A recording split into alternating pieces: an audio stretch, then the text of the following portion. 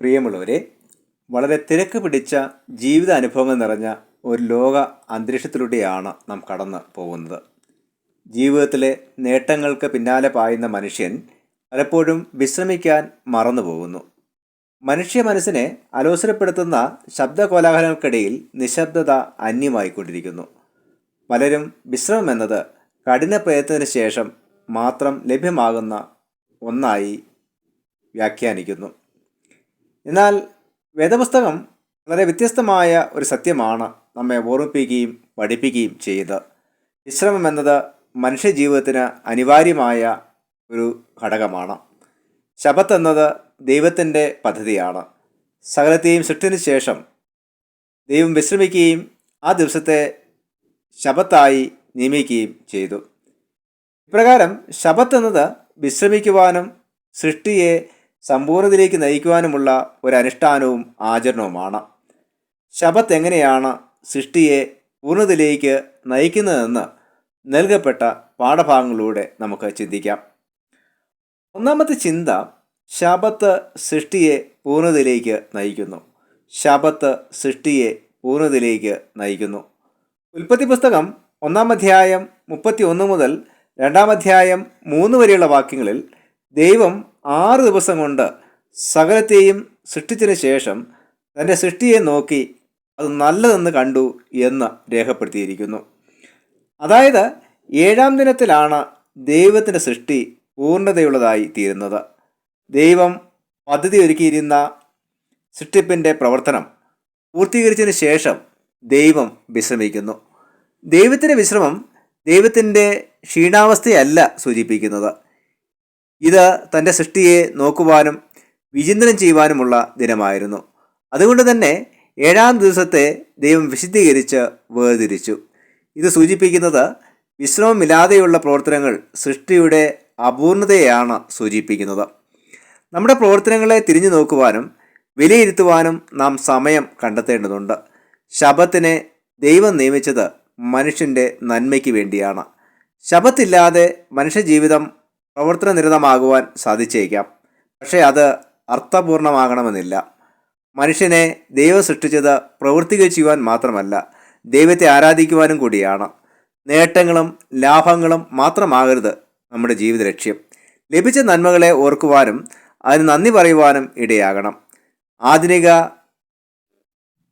വൈദ്യശാസ്ത്രവും മനഃശാസ്ത്ര പഠനങ്ങളുമെല്ലാം സൂചിപ്പിക്കുന്നത് മനുഷ്യൻ്റെ ശരീരത്തിനും മനസ്സിനും വിശ്രമം ആവശ്യമാണ് എന്ന് തന്നെയാണ്. ശരിയായ വിശ്രമത്തിൻ്റെ അഭാവം ഗുരുതരമായ പ്രത്യാഘാതങ്ങളിലേക്കും രോഗാവസ്ഥയിലേക്കും നമ്മെ നയിച്ചേക്കാം. അതോടൊപ്പം നന്ദിയുള്ളവരാകുക എന്നതും വളരെ പ്രധാനമാണ്. ഇല്ലാത്തതിനെക്കുറിച്ച് പരാതിപ്പെടാതെ ലഭിച്ച നന്മകൾക്ക് നാം നന്ദിയുള്ളവരാകണം. അപ്പോഴാണ് ജീവിതം സന്തോഷപൂർണ്ണമാകുന്നത്. നമ്മുടെ ശബത്ത് ആചരണത്തിലൂടെ ഈ ദൈവിക ഉദ്ദേശങ്ങൾ സഫലീകരിക്കപ്പെടണം. ഇത് സൃഷ്ടിയെ സമ്പൂർണ്ണതയിലേക്ക് നയിക്കുന്നു. ഇപ്രകാരം ശബത്തിനെ ശ്രദ്ധയോടെ ആചരിക്കുവാനും നമ്മുടേതായ പ്രവർത്തനങ്ങൾക്കായി ആ ദിനം ചിലവഴിക്കാതെ ശരീരത്തിനും മനസ്സിനും വിശ്രമം നൽകുവാനും ദൈവത്തെ ആരാധിക്കുവാനും ലഭിച്ച നന്മകളോർത്ത് നന്ദി അർപ്പിക്കുവാനും നമുക്ക് കഴിയണം. രണ്ടാമത്തെ ചിന്ത, ശബത്ത് ദൈവത്തിൻ്റെ സ്വസ്ഥതയിലേക്കുള്ള പ്രവേശനത്തിനുള്ള മുഖാന്തരം. ശബത്ത് ദൈവത്തിൻ്റെ സ്വസ്ഥതയിലേക്കുള്ള പ്രവേശനത്തിനുള്ള മുഖാന്തരം. എബ്രായർ 4-ാം അധ്യായം 2 മുതൽ 11 വരെയുള്ള വാക്യങ്ങളിൽ ദൈവത്തിൻ്റെ സ്വസ്ഥത എന്ന ആശയം നാം കാണുന്നു. ദൈവത്തിൻ്റെ സ്വസ്ഥതയിൽ പ്രവേശിക്കുവാൻ കഴിയുന്നത് ദൈവജനത്തിന് മാത്രമാണ്. ഇത് ദൈവവുമായുള്ള ബന്ധത്തിലും ആശ്രയത്തിലും അനുസരണത്തിലും നിലനിൽക്കുന്ന ഒരു ജീവിത അനുഭവമാണ്. ദൈവത്തിൽ ആശ്രയിക്കാത്തവർക്ക് ദൈവത്തിൻ്റെ സ്വസ്ഥതയിൽ പ്രവേശിക്കുവാൻ കഴിയുകയില്ല. മനുഷ്യ ജീവിതത്തിൽ സ്വന്തം കഴിവിലും ബലത്തിലുമുള്ള ആശ്രയം ഉത്കണ്ഠയിലേക്കും ഭയത്തിലേക്കും നിരാശയിലേക്കും വ്യക്തികളെ നയിക്കുവാൻ കാരണമാകുന്നു. ശബത്ത് ദൈവത്തിൻ്റെ സ്വസ്ഥതയെ അനുസ്മരിപ്പിക്കുന്നു. അതുകൊണ്ട് തന്നെ ശരിയായ ശബത്താചരണം എന്നത് ശാരീരികമായ വിശ്രമം മാത്രമല്ല, മാനസികവും വൈകാരികവുമായ തലങ്ങളുമായി അത് ബന്ധപ്പെട്ടിരിക്കുന്നു. ഇപ്രകാരം ഭയത്തിൽ നിന്നും നിരാശയിൽ നിന്നും കുറ്റബോധത്തിൻ്റെ അനുഭവത്തിൽ നിന്നുമെല്ലാം വിശ്രമം പ്രാപിക്കുവാൻ നമുക്ക് കഴിയണം. സ്വയം ഭാരങ്ങളെ ചുമക്കുന്നത് അവസാനിപ്പിച്ചുകൊണ്ട് നമ്മുടെ ഭാരങ്ങളെ ദൈവകരങ്ങളിൽ ഏൽപ്പിക്കണം. ഇപ്രകാരം നമ്മുടെ കർത്താവായി ഉടയവനായി ദൈവത്തെ അംഗീകരിച്ചുകൊണ്ട് ജീവിക്കുമ്പോഴാണ് അർത്ഥവത്തായ ശബത്താനുഭവം നമ്മുടെ ജീവിതത്തിൽ യഥാർത്ഥമായി തീരുന്നത്. ഇപ്രകാരം ശബത്ത് എന്നത് ആശ്വാസത്തിൻ്റെയും ശാന്തതയുടെയും വിശ്രമത്തിൻ്റെയും ദിനമാണ്. യഹൂദന്മാരെ സംബന്ധിച്ചിടത്തോളം ആഴ്ചവട്ടത്തിൻ്റെ അവസാനത്തെ ദിനമായ ശനിയാഴ്ചയാണ് ശബത്തായി ആചരിക്കുന്നത്. എന്നാൽ ക്രിസ്തീയ വിശ്വാസികളെ സംബന്ധിച്ചിടത്തോളം ആഴ്ചവട്ടത്തിൻ്റെ ആദ്യ ദിനമായ ഞായറാഴ്ചയാണ് വിശ്രമത്തിനും ആരാധനയ്ക്കുമുള്ള ദിനമായി വേർതിരിച്ചിരിക്കുന്നത്. ഇതിന് കാരണം നമ്മുടെ കർത്താവായ യേശുക്രിസ്തു ഈ ദിനത്തിലാണ് ഉയർത്തെഴുന്നേറ്റത് എന്നതുകൊണ്ടാണ്. അതുകൊണ്ട് ഈ ദിനം നാം കർത്തൃദിനമായി ആചരിക്കുന്നു. ഈ കർത്തൃദിനം യേശുക്രിസ്തുവിലൂടെ നൽകപ്പെട്ട രക്ഷയെയും വീണ്ടെടുപ്പിനെയും കൂടി ഓർമ്മിക്കുവാനുള്ള ദിനമാണ്. മൂന്നാമത്തെ ചിന്ത, ശബത്ത് വ്യക്തികളെ സൗഖ്യത്തിലേക്കും ജീവനിലേക്കും നയിക്കുന്നു. ശബത്ത് വ്യക്തികളെ സൗഖ്യത്തിലേക്കും ജീവനിലേക്കും നയിക്കുന്നു. മർക്കോസ് 3-ാം അധ്യായം 1 മുതൽ 6 വരെയുള്ള വാക്യങ്ങളിൽ യേശു ശബത്ത് നാളിൽ സിനഗോഗിൽ വെച്ച് വരണ്ട കൈയുള്ള ഒരു മനുഷ്യനെ കണ്ടുമുട്ടുന്നു. അവിടെ ഉണ്ടായിരുന്ന മതനേതാക്കൾ യേശുവിൻ്റെ നന്മ പ്രവൃത്തികളെ ശ്ലാഘിക്കുന്നതിന് പകരം യേശുവിൻ്റെ കുറ്റം കണ്ടെത്താനാണ് ശ്രമിച്ചത്.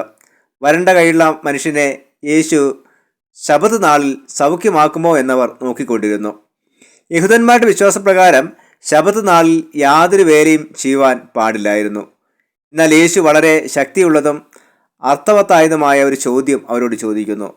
ശബത്തിൽ നന്മ ചെയ്യുകയോ തിന്മ ചെയ്യുകയോ ജീവനെ രക്ഷിക്കുകയോ കൊല്ലുകയോ ഏത് വിഹിതം? ഈ ചോദ്യത്തിലൂടെ യേശു ശബത്തിൻ്റെ യഥാർത്ഥ ഉദ്ദേശവും അർത്ഥവും പുനഃസ്ഥാപിക്കുകയായിരുന്നു. പ്രതികൂല സാഹചര്യത്തിലും ശബത്ത് നാളിൽ തന്നെ യേശു വരണ്ട കൈയുള്ള മനുഷ്യനെ സൗഖ്യമാക്കുന്നു. ഇത് സൂചിപ്പിക്കുന്നത് ശബത്ത് എന്നത് കർശനമായ നിയമങ്ങളുടെ ആചരണമല്ല, തകർക്കപ്പെട്ട ജീവിതങ്ങളെ പുനഃസ്ഥാപിക്കുന്ന അനുഭവമാണ്. ശബത്ത് എന്നത് ന്യായം വിധിക്കുവാനുള്ള ദിനമല്ല, കരുണ കാണിക്കാനുള്ള ദിനമാണ്. ശബത്ത് എന്നത് പുറന്തള്ളാനും അവഗണിക്കാനുമുള്ള ദിനമല്ല, സൗഖ്യമാക്കുവാനുള്ള ദിനമാണ്. ദൈവസൃഷ്ടിയുടെ ഭാഗമായി സൃഷ്ടിയുടെ പൂർണ്ണതയ്ക്കായിട്ടാണ് ശബത്ത് നിയമിക്കപ്പെട്ടത്. കർശനമായ നിയമങ്ങൾ മനുഷ്യനെയും അവൻ്റെ നന്മയെയും സഹാനുഭൂതിയെയും ഇല്ലാതാക്കുന്നുവെങ്കിൽ ദൈവിക നിയമങ്ങൾ അനുസരിക്കുന്ന വ്യക്തികൾ പോലും ശബത്തിനെ ലംഘിക്കുകയാണ്. അതുകൊണ്ട് ശബത്തിൻ്റെ ഉദ്ദേശവും അർത്ഥവും മനസ്സിലാക്കുവാനും അത് അർത്ഥവത്തായി ആചരിക്കുവാനും നമുക്ക് കഴിയണം. സ്വന്തം നന്മയ്ക്കും നേട്ടത്തിനുമായല്ല, മറ്റുള്ളവരുടെ നന്മയും ക്ഷേമത്തിനുമായി ഈ ദിനം വിനിയോഗിക്കപ്പെടണം. നീതിയും ക്ഷേമവും നിഷേധിക്കപ്പെട്ട അനേകർക്ക് നന്മ പകരുവാനായി ശബത്ത് ദിനങ്ങൾ വിനിയോഗിക്കുന്നതിലൂടെ ശബത്താചരണം അർത്ഥവത്താകുവാൻ നമുക്ക് ഇടയായിത്തീരും. ശബത്ത് നിയമിച്ചത് ദൈവമാണ്. അത് മനുഷ്യനുൾപ്പെടെയുള്ള ദൈവത്തിൻ്റെ സൃഷ്ടിയും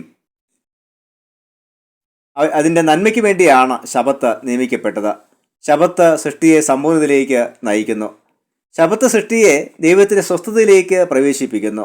ശബത്ത് വ്യക്തികളെ സൗഖ്യത്തിലേക്കും ജീവനിലേക്കും നയിക്കുന്നു. കൂടാതെ ശബത്താചരണം നമ്മുടെ ദൈവവുമായുള്ള ബന്ധത്തെ പുനഃസ്ഥാപിക്കുവാനും മറ്റുള്ളവരുമായ ബന്ധത്തെ ശക്തമാക്കുവാനും സഹായിക്കുന്നു. ശബത്തിൻ്റെ അനുഭവമില്ലാത്ത സമൂഹമാണ് അക്രമത്തിലേക്കും അനീതിയിലേക്കും നയിക്കപ്പെടുന്നത്. ശബത്തിന് അനുഭവമില്ലാത്ത സഭ ആത്മീയ അന്ധതയിലേക്ക് നയിക്കപ്പെടുന്നു. ഇപ്രകാരം ശബത്ത് എന്നത് ദൈവത്തിൻ്റെ സ്നേഹപൂർണമായ ക്ഷണനത്തെയാണ് അനുസ്മരിപ്പിക്കുന്നത്. ദൈവത്തിൻ്റെ സ്വസ്ഥതയിലേക്ക് പ്രവേശിക്കുവാനും സമ്പൂർണ്ണതയിലേക്ക് നയിക്കപ്പെടുവാനുമുള്ള ക്ഷണം. ശബത്ത് അർത്ഥവത്തായി ആചരിക്കുമ്പോൾ സൃഷ്ടി സമ്പൂർണ്ണതയിലേക്ക് നയിക്കപ്പെടുകയും സൗഖ്യവും ജീവനും ലഭ്യമാകുകയും ചെയ്യുന്നു. ശബത്തിനെ ഒരു ആചാരമായി മാത്രം കാണാതെ ദൈവകൃപയുടെ പ്രകടനമായും സമ്പൂർണ്ണതയിലേക്ക് നയിക്കപ്പെടാനുള്ള മുഖാന്തരമായും കാണുവാൻ നമുക്ക് ഇടയായിത്തീരണം. അതിന് ദൈവം നമ്മെ സഹായിക്കുമാറാകട്ടെ. ആമേൻ.